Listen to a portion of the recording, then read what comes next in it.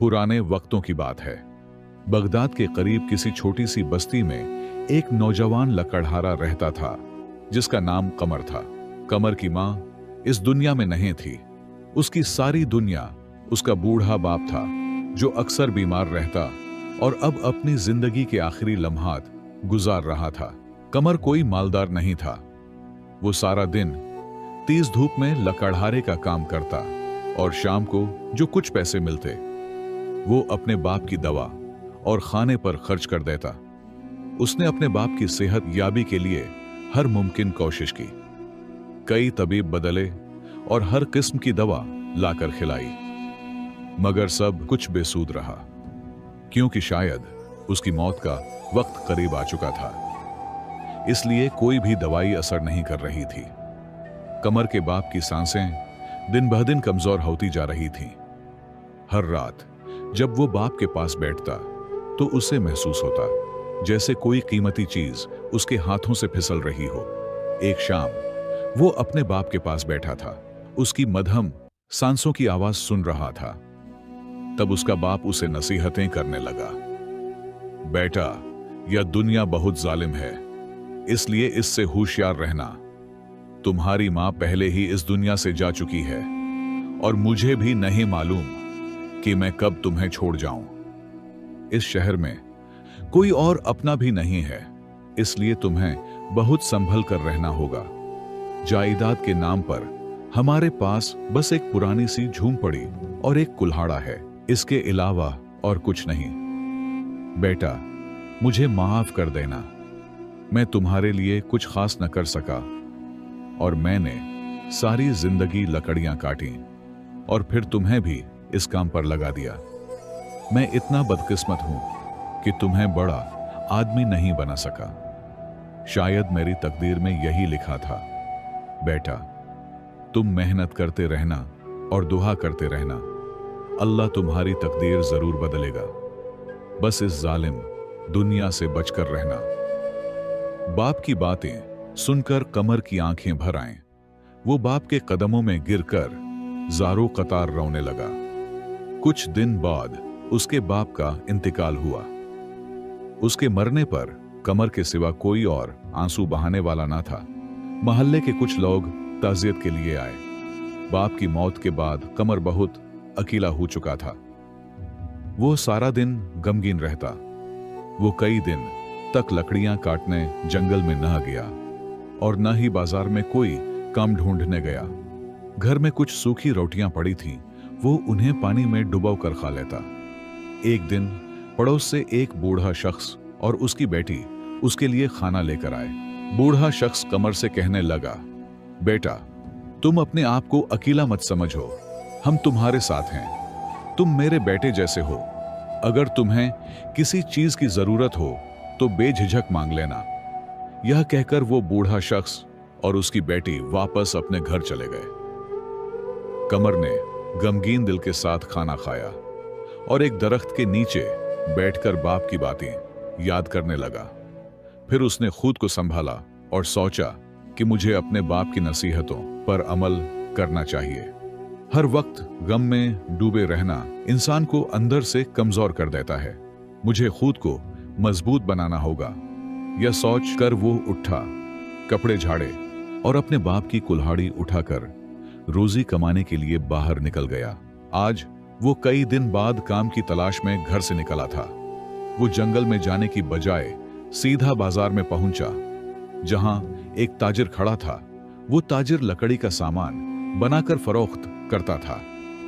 उसने अपने गोदाम के सामने बड़ी बड़ी लकड़ियों का ढेर रखा हुआ था। ताजिर इधर उधर देख रहा था ताकि कोई लकड़हारा मिल जाए जो उसकी लकड़ियां काट दे। जब ताजिर की नजर कमर पर पड़ी तो उसने फौरन उसे आवाज दी।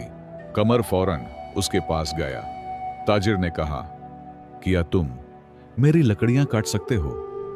कमर ने लकड़ियों के ढेर को देखा और बोला, मैं उन्हें काटने का 3 दीनार मुआवजा लूंगा। ताजिर ने कमर की बात सुनी तो कुछ देर के लिए सोच में पड़ गया। फिर बोला, ठीक है, तुम्हें इस काम के 3 दीनार दे दूंगा। कमर एक तंदुरुस्त और ताकतवर नौजवान था। उसने थोड़ी ही देर में सारी लकड़ियां काट दी। जब उसने ताजिर से अपनी मजदूरी मांगी तो ताजिर हैरान रह गया। वो सोचने लगा कि कमर ने इतना काम इतनी जल्दी कैसे कर लिया। उसे यूं महसूस हुआ जैसे उसने इस काम के बदले ज्यादा पैसे तय कर लिए हैं। ताजिर ने कमर से कहा, मैं तुम्हें इस काम के सिर्फ 2 दीनार दे सकता हूं। कमर ने पसीना साफ करते हुए जवाब दिया, ए ताजिर, तुम बेईमानी कर रहे हो। तुमने मुझसे जो वादा किया था अब उससे मुकर रहे हो। मैं तुमसे गुजारिश करता हूं कि मेरा पूरा मुआवजा दे दो, वरना मैं पूरे बाजार में तुम्हारी बेईमानी का ऐलान कर दूंगा। ताजिर ये सुनकर डर गया। उसने सोचा कि अगर इस लड़के ने सबके सामने मेरी हकीकत बयान कर दी तो मेरी इज्जत खाक में मिल जाएगी और लोग मुझसे कारोबार करना छोड़ देंगे। मगर फिर भी वो अपनी जिद पर कायम रहा, जैसे उस पर शैतान का साया हो। ताजिर ने उल्टा कमर पर चोरी का इल्जाम लगा दिया और जोर से बाजार में चीखने लगा, लोगों देखो, इस लड़के ने मेरे दीनार चोरी किए हैं, इसे पकड़ लो। बाजार में मौजूद सारे ताजिर और राहगीर कमर की तरफ देखने लगे। ताजिर की यह हरकत देखकर कमर को बहुत गुस्सा आया। उसने गुस्से में आकर ताजिर के मुंह पर जोर का मुक्का मारा और वहां से भाग निकला।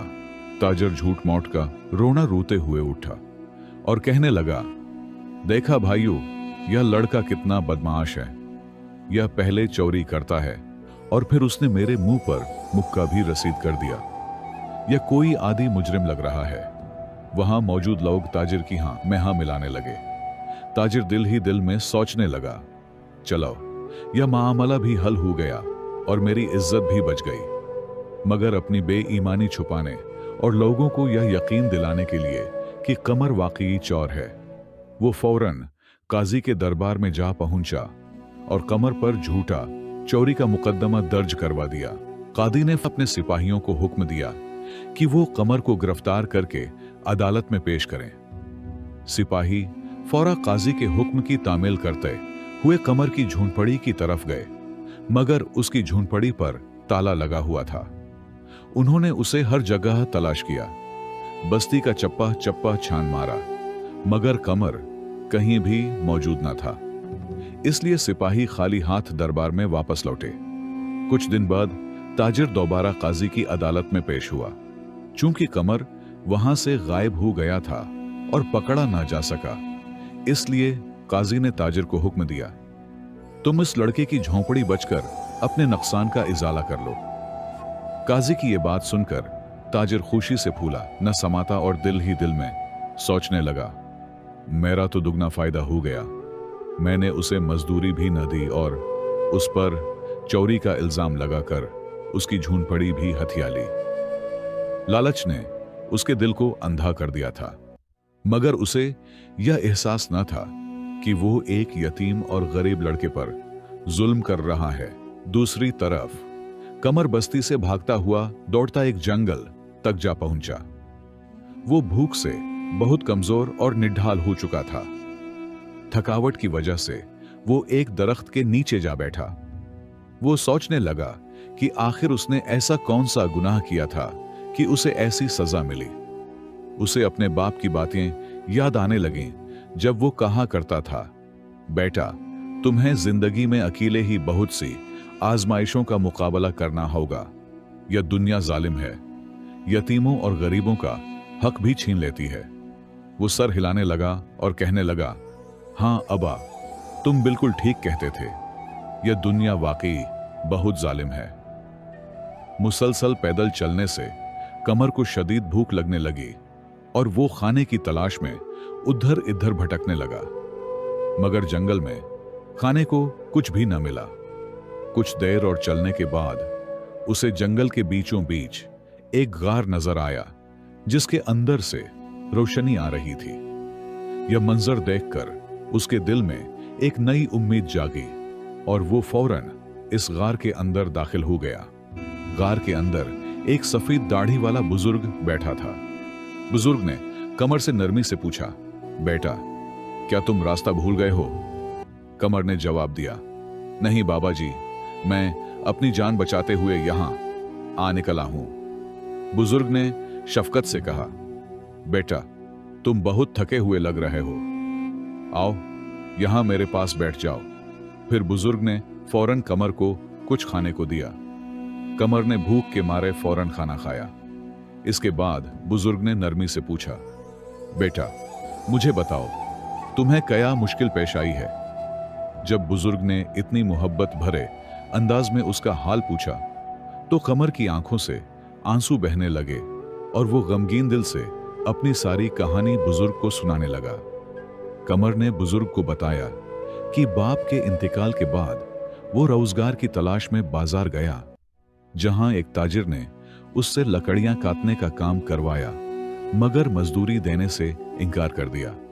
फिर उसी ताजिर ने उस पर चोरी का झूठा इल्जाम लगा दिया और उसे वहां से भागने पर मजबूर कर दिया।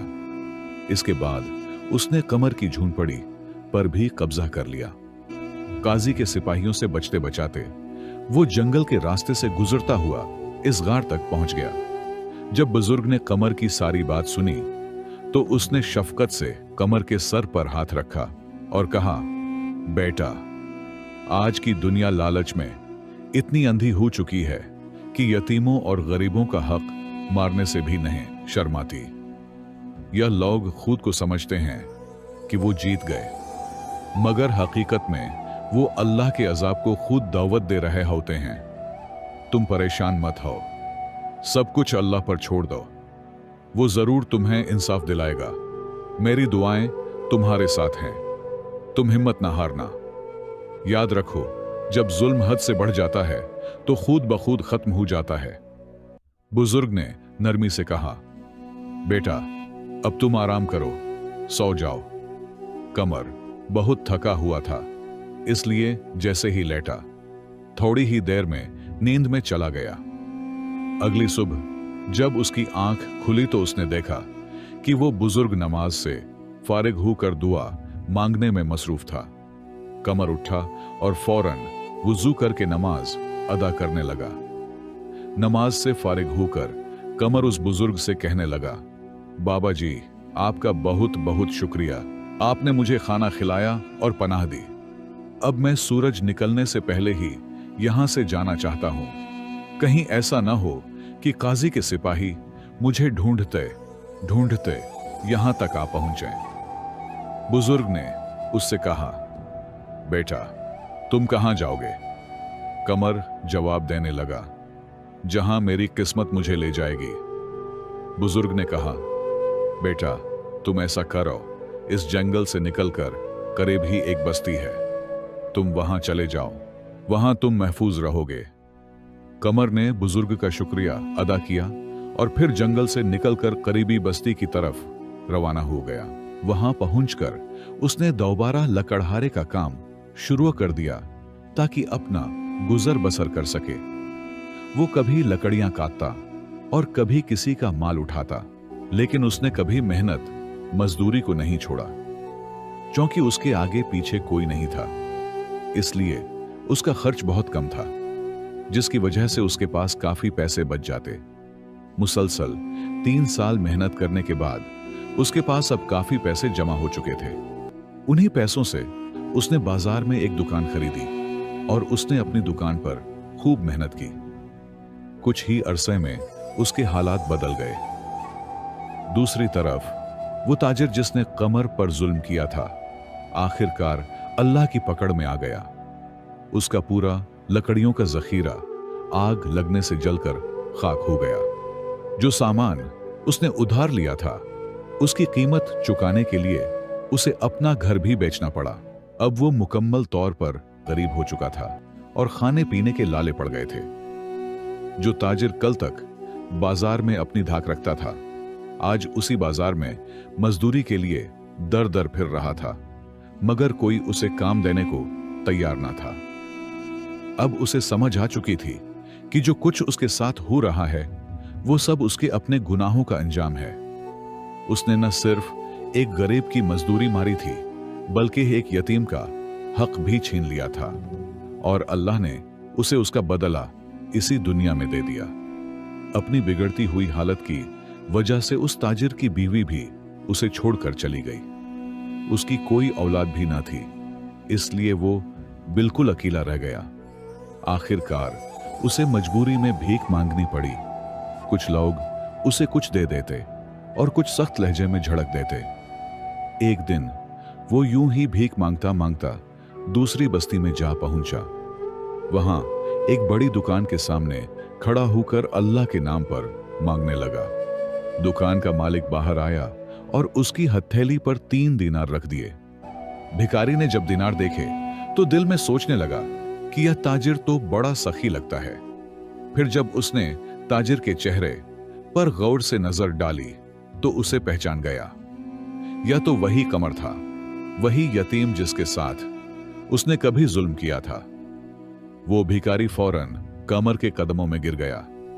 रोते हुए कहने लगा, बेटा मुझे माफ कर दो, मैं वही जालिम ताजिर हूं जिसने तुम पर झूठा इल्जाम लगाया था। तुम तो कितने सखी निकले। तुमने बिगैर पहचाने मुझे 3 दीनार भीख में दे दिए और मैं कितना खुद गरज और लालची था कि तुम्हारी मजदूरी भी खा गया और तुम्हारी झूनपड़ी पर भी नाहक कब्जा कर लिया। आज मेरा सब कुछ बर्बाद हो चुका है, दुनिया का कुछ नहीं बचा। मगर अब मुझे अपनी आखिरत की फिक्र है। खुदा भी मुझे तब तक माफ नहीं करेगा जब तक तुम मुझे दिल से माफ न करोगे। मैं तुमसे अपने किए पर सच्चे दिल से माफी मांगता हूं। खुदा के लिए मेरे हाल पर रहम करो, मुझे माफ कर दो। कमर ने भिखारी को फौरन अपने कदमों से उठाया और उसे गले से लगा लिया। कमर ने उस शख्स को माफ कर दिया जिसकी वजह से उसे अपना गांव छोड़ना पड़ा और उसके बाप की आखिरी निशानी जो कि उनकी झूनपड़ी थी वो भी उसने बेच दी थी। फिर भी उसने दिल पर पत्थर रख कर उसे माफ कर दिया। उसने न सिर्फ उसे दिल से माफ किया बल्कि उसकी हालत देखकर उसे उस पर बहुत ज्यादा तरस भी आया। इसलिए वो उससे कहने लगा, मैं नहीं चाहता कि आप अब भीख मांगे। किसी वक्त में आप भी ताजिर हुआ करते थे। मैं चाहता हूं कि आप मेरे पास रहकर मेरी दुकान संभालें। इससे आपको रोजगार मिल जाएगा और भीख मांगने जैसी जिल्लत से भी जान छूट जाएगी। उस भिखारी ने कमर की बात मान ली और उसके पास ही काम करने लगा। कमर ने वही पुरानी झोंपड़ी भी दोबारा खरीद ली जो उस ताजिर ने पहले किसी और को बेच दी थी। वक्त के साथ उसने उस बूढ़े हमसाये की बेटी से निकाह कर लिया जो पहले उसे खाना भी खिला चुकी थी। यूं कमरी ने अपनी नई जिंदगी का आगाज किया और सुकून और खुशी के साथ जिंदगी गुजरने लगा। प्यारे दोस्तों, इस कहानी से हमें यह सबक मिलता है कि यतीमों का माल खाना न सिर्फ एक गुनाह कबीरा है बल्कि उसका अंजाम भी बहुत दर्दनाक होता है। जो शख्स किसी यतीम का हक छीनता है या उसके माल पर नाहक कब्जा कर लेता है वो दरहकीकत अपने लिए मुसीबत, जिल्लत और अल्लाह के अजाब को दावत देता है। दोस्तों, उम्मीद करता हूं आपको आज की यह कहानी पसंद आई होगी। पसंद आने की सूरत में इस वीडियो को लाइक करें और कमेंट में अपनी राय का इजहार करें। मिलते हैं एक और नई वीडियो के साथ। तब तक के लिए अल्लाह हाफिज।